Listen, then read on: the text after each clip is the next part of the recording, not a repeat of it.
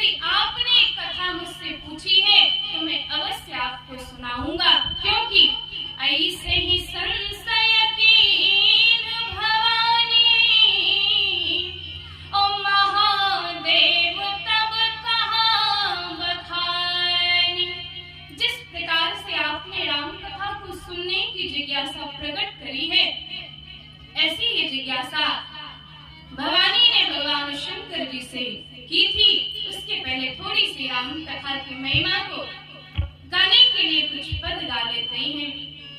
हो जय जय राम कथा, हो जय श्री राम कथा, जय जय राम कथा, जय श्री राम कथा, हो जय जय राम कथा, हो जय श्री राम कथा, जय जय राम कथा, जय श्री राम कथा। इसके श्रवण करो मिट जाती है, तीसों जन्म जन्म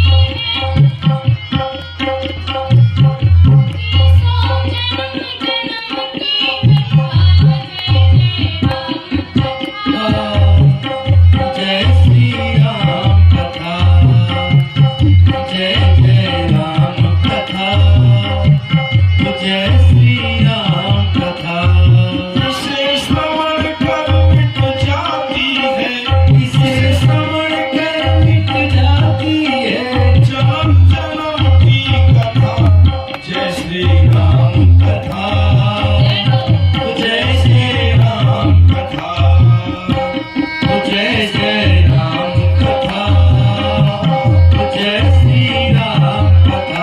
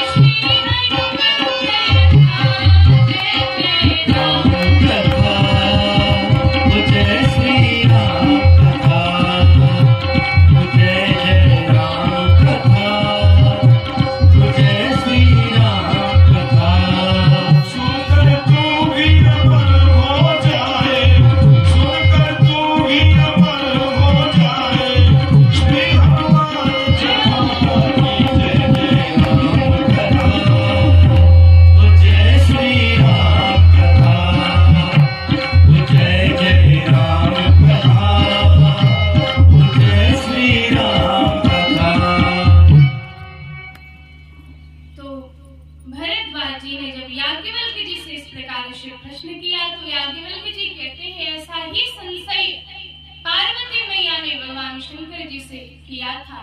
और थोड़ा सा मैं संकेत कर दूं कि श्री रामचरितमानस में एक वक्ता नहीं है, चार वक्ताओं ने इस मानस को गाया है।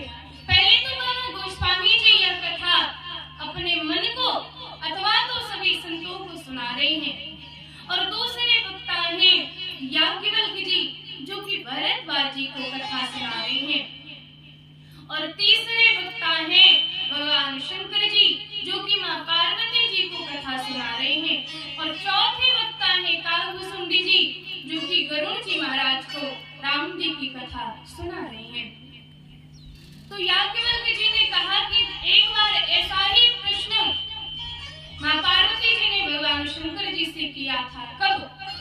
जब भगवान शंकर का मां पार्वती के साथ विवाह हुआ और कार्तिकेय भगवान का जन्म हुआ, और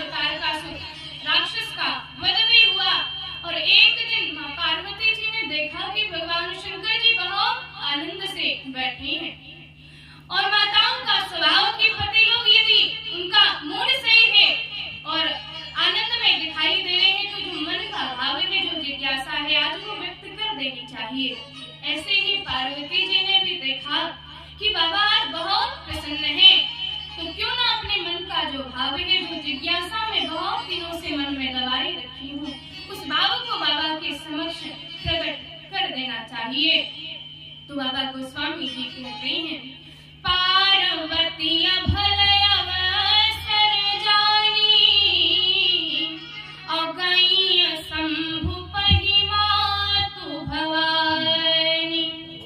जानि प्रिया आदरोवत कीन्हा, ओ बाम भाग आसन हरि दीन्हा। माँ पार्वती जी ने सुंदर समय जान करके जब भगवान शंकर जी के पास गई तो शिव जी ने बहुत सम्मान किया है, और क्योंकि धर्मपत्नी है इसलिए बैठने के लिए वामांग में आसन दिया। परंतु माँ पार्वती जी आज भगवान के वामांग में नहीं बैठी, सामने बैठी। शिव जी ने कहा, देवी एक समय वह था कि जब तुम मेरे वामांग में बैठना चाह रही थी, जब तुम सती थी तब तुम बैठना चाह रही थी, परंतु मैंने उस समय बैठने नहीं दिया। सम्मुख शंकर आसन दीना। उस समय भगवान शंकर जी ने माँ सती जी को बैठने के लिए सामने संकेत किया, परंतु आज जब बाबा माँ को कह रही है कि वाम भाग में विराजमान हो जाइए, तब आप सामने क्यों बैठ रही हैं? तो पार्वती जी ने कहा, भगवान वो समय और था, अब समय और है, क्योंकि तब मैं आपकी पत्नी की तरह वामांग में बैठना चाह रही थी, लेकिन अब मैं आपकी पत्नी तो हूँ ही, अब मैं एक जिज्ञासु की भांति आपके समक्ष आई हूँ। और जब कोई व्यक्ति जिज्ञासा लेकर के आता है तो वो सामने बैठता है, बगल में नहीं। तो आपकी क्या जिज्ञासा है भगवान? अब मैं आपसे कुछ सुनना चाहती हूँ, जानना चाहती हूँ। क्या सुनना चाहती हैं? तो हम भी यही जानना चाहते हैं, वही प्रश्न जो अभी अभी भरद्वाज जी ने याज्ञवल्क्य जी से किया। भगवान आखिर ये राम जी कौन है? एक राम अवधेश कुमारा, और तीन कर चरित विदित संसारा।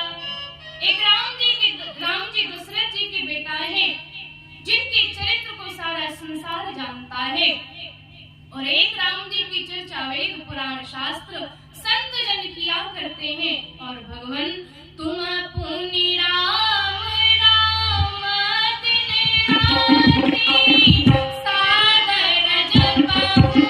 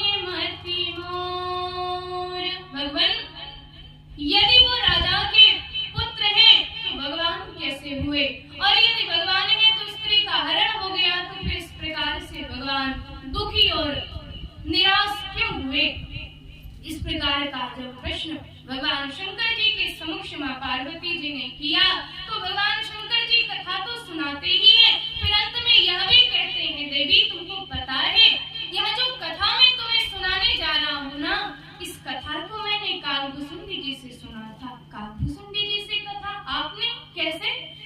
तो शंकर भगवान कहते हैं, देवी तुम्हें शायद नहीं पता होगा, क्योंकि तुमने तो योगाग्नि से अपने शरीर को जला दिया था, और जब तुम्हारा शरीर नष्ट हो गया था तब तुम्हारे विरह में मुझे कुछ भी होश नहीं रहता था। मैं जहां तहां घूमता फिरता था, बस भगवान के नाम का ही जाप दिन रात चला करता था, और राम जी की कथा को सुनने के लिए ही मैं नील के पास गया था। तब कछु काल मराल तनु धरितः कीन्ह निवास। सादर सुन रघुपति गुण पुनियायु कैलास। देवी, उस समय में हंस का शरीर धारण करके कागभूषुंडी जी के यहाँ बहुत सारे वृद्ध पक्षी बैठकर भगवान की कथा को सुनते थे। तो मैं भी हंस का शरीर धारण करके वहां पर बहुत दिनों तक, भगवान शंकर जी बताते हैं कि देवी, तब मैं हंस का शरीर धारण करके कागभूषुंडी जी के पास कथा को सुनने के लिए गया था। और कथा को सुनकर फिर मैं अपने कैलाश पर्वत पर आ गया। और देवी, जैसे तुम्हारे मन में भगवान के स्वरूप को देख करके संदेह हुआ था, संशय हुआ था, ऐसे ही संदेह गरुड़ जी के मन में भी एक बार हो गया था। पार्वती जी कहती हैं, गरुड़ जी के मन में संशय और संदेह, भगवान गरुड़ जी तो बहुत ही विद्वान है। गरुड़े महाज्ञानी गुणराशि, हरि सेवक अति निकट निवासी।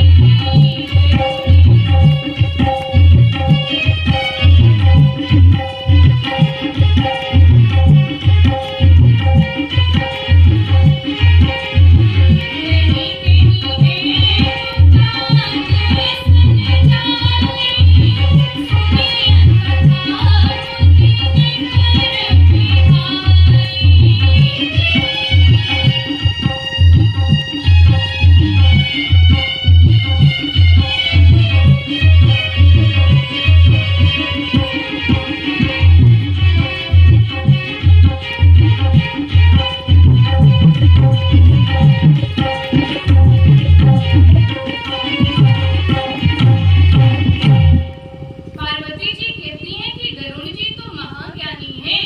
और सबसे प्रमुख बात तो यह है कि गरुड़ जी तो भगवान विष्णु के वाहन हैं। वो तो प्रतिक्षण भगवान के भी साथ रहते हैं। भगवान गरुड़ जी के मन में कैसे और किस प्रकार से संशय हो गया। और दूसरी बात यह है कि उन्होंने किसी श्रेष्ठ मुनि या संत के पास ना जाकर के एक कौवे से जाकर कथा सुनी। ऐसा क्यों? कहूँ कवन विभा संवादा, और तो हरि भगत काज उड़गादा। भगवान, आप मुझे यह भी बताइए कि आखिर दोनों भक्त तो हैं, परंतु पक्षी हैं। एक तो कौवा है, दूसरे गरुड़ जी हैं। तो आखिर उन दोनों के बीच में संवाद कैसे और क्यों हुआ? तो भगवान शंकर जी कहते हैं, देवी, एक बार जब भगवान राम और रावण की सेना के मध्य हो रहा था, और भगवान राम जी और रावण का जो पुत्र था मेघनाद, उसके बीच घमासान युद्ध हो रहा था। राम जी ने सोचा आज क्यों ना कुछ लीला करी जाए। और राम जी लीला करने के लिए ही मेघनाद के द्वारा चलाए गए नागपाश से अपने आप को बंधा लिए। और जब आज राम जी और लक्ष्मण जी को मेघनाद ने नागपाश में बांध दिया है, तो पूरी वानर सेना परेशान हो गई। सब एकदम भयभीत हो गए। भैया, अब तो लगभग ये तो हम हार ही चुके हैं, क्योंकि भगवान स्वयं जब नागपाश में बंध गए हैं। कोई और बंधा होता तो शायद राम जी या लक्ष्मण जी छुड़ाते भी। भगवान स्वयं नागपाश में बंधे हैं और वो भी मूर्छित हो गए हैं। तो भाई, अब तो हमारी हार निश्चित है। लेकिन हमारे हनुमान जी तो बुद्धिमता वरिष्ठ में है ना। हनुमान जी तुरंत नारद जी के पास जाते हैं और सारी घटना बताते हैं और कहते हैं कि अब आप ही कुछ सहायता करिए। नारद जी फिर गरुड़ जी के पास गए और गरुड़ जी से कहा कि इस समय भगवान नागपाश में बंधे हैं, आप ही भगवान को नागपाश से मुक्त कर सकते हैं। एक क्षण के लिए तो गरुड़ जी ने सोचा कि भगवान भी कहीं नागपाश में बंध सकते हैं क्या। फिर भी आए और नागों को काट कर भी भगवान को नागपाश से मुक्त किया है। लेकिन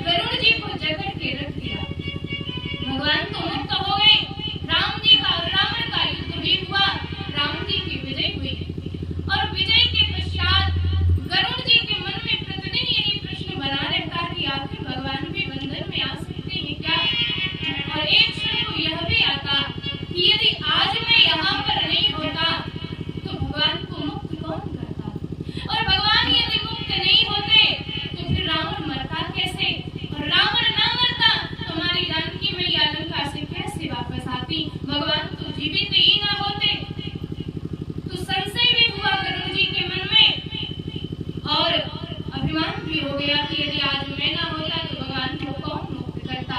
और अपने इन्हीं सारे प्रश्नों के निवारण के लिए गरुड़ जी नारद जी के पास जाते हैं और नारद जी से अपनी समस्या बताते हैं। नारद जी ने कहा, भैया आपकी समस्या बहुत गंभीर है और आप भगवान की माया के जाल में फंस चुके हैं। और भगवान की माया तो जही बहु भार न चावा मोहि। भैया भगवान की माया ने तो कई बार मुझे भी नचाया है और आपकी जो समस्या है इसका निराकरण मैं नहीं कर सकता हूँ।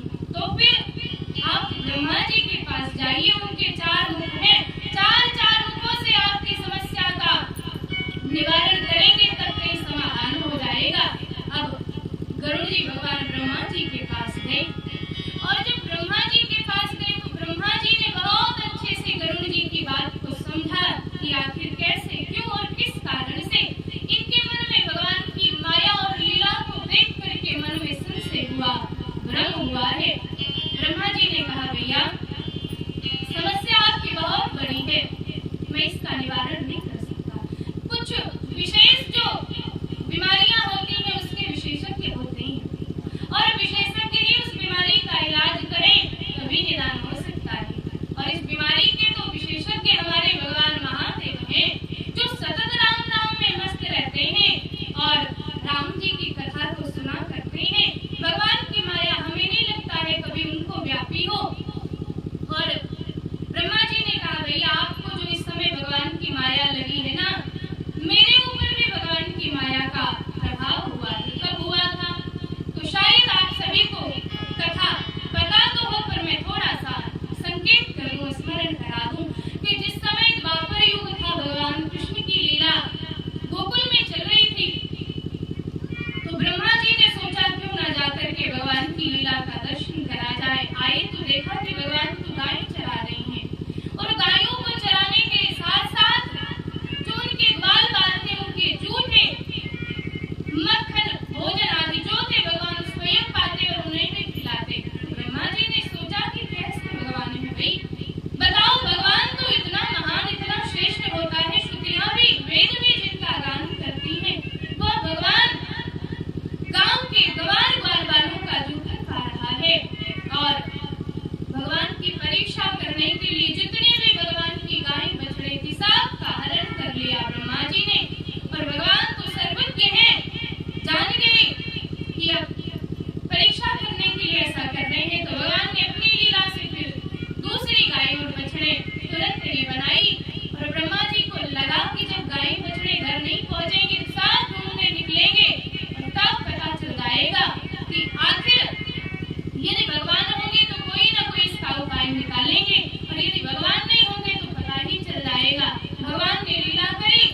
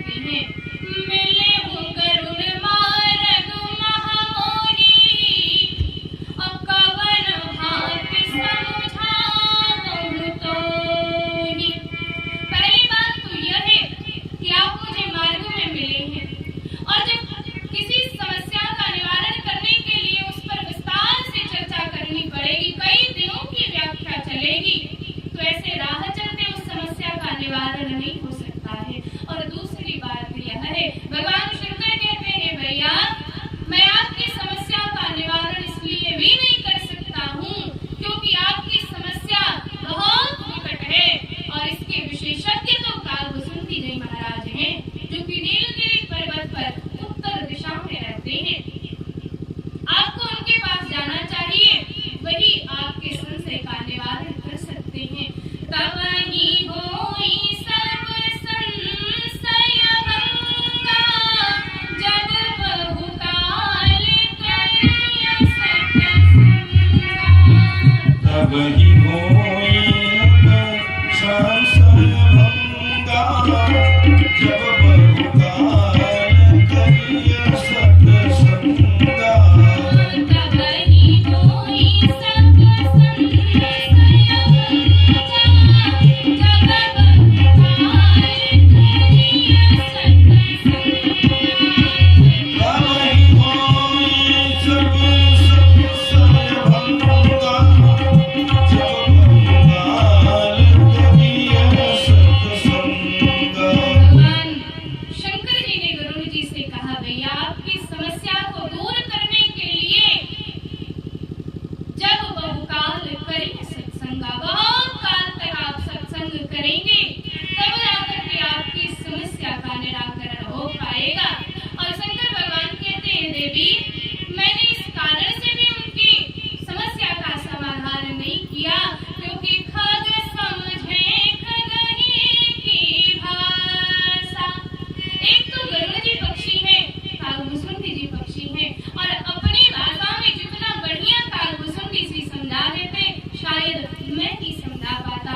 इसलिए गरुड़ जी को कालभुसुंडी जी के पास भेजा है। और बहुत ही सुंदर घटना घटित हुई। जैसे ही गरुड़ जी कालभुसुंडी जी के आश्रम के पास पहुंचे ही थे, तो गरुड़ जी कहते हैं कालभुसुंडी जी से कि देखि परम पावन तब आश्रम, गयव मोह संशय नाना। उनके भक्ति की और भाव की और ज्ञान की इतनी पराकाष्ठा है, इतना प्रकाश है कि उनके आश्रम के समीप पहुंचते ही उनका जो संशय था, उनका जो